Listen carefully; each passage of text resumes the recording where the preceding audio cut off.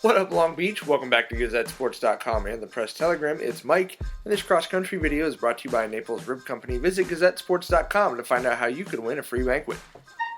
We've got a race with a view. We're at Signal Hills Discovery Well Park for the second Moore League meet of the year.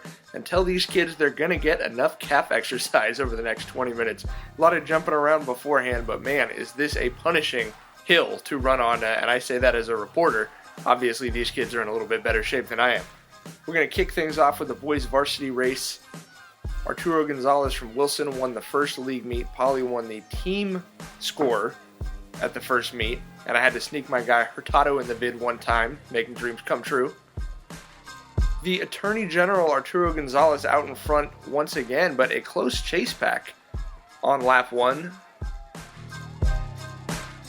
As you can see, there's three Poly runners right behind Gonzalez.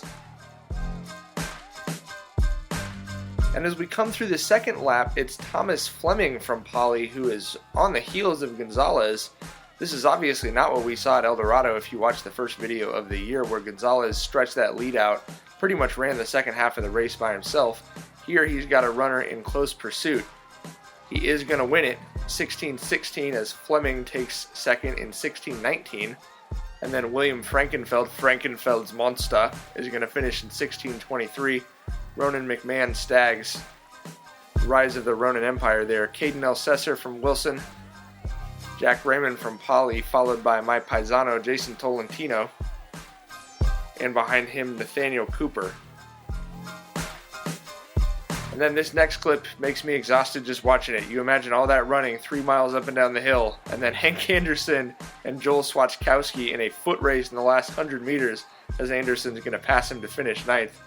And check out my mans with the phone. He thought he could escape the watchful eye of the Gazettes as we slow-mo the phone drop. Brutal stuff.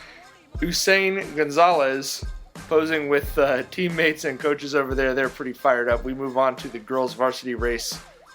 Check out the sleeve swag on Brenda Rosales. The Poly runner won the first league meet at El Dorado. The Jackrabbits also won the team score there. We got some racing today. Cool temperatures and a real battle up front as Kennedy Meyer of Wilson hot on the heels of Rosales. Rosales, kind of like Gonzalez in the first meet, sort of stretched it out and ran by herself, but that would not be the case here at Signal Hill as they were still step for step on lap 2. Rosales said Meyer actually passed her briefly on the other side of the hill. I don't have a Segway or a drone, so I can't confirm that, but obviously a great race between these two.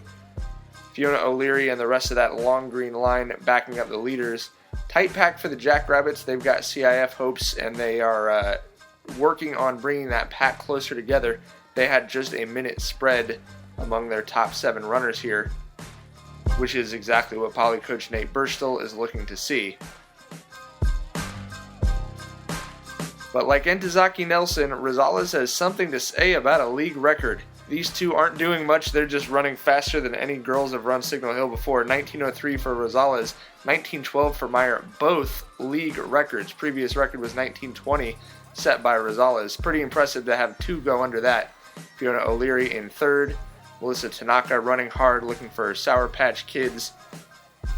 And then another trio of Jackrabbits, Lauren Filippo, Julianne Dowds, and Leslie Diaz. So a strong team finish for Poly once again. Wilson, Sabrina Del Bello. And then it's Natalie Mejia from the Jackrabbits. Before we finish here, closing out the top 10, Andrea Gonzalez of Milliken. Drive safely down the hill. We will see you November 2nd at Hartwell for league finals. Always a lot of fun. Thanks to all of our sponsors, including Papalucci is a great place to eat down on 2nd Street if you're looking to do a little carbo loading before Hartwell. Obviously, we still have that big league finals race coming up in a couple of weeks. To find out what happens there, you got to keep it right here at GazetteSports.com and the Press Telegram.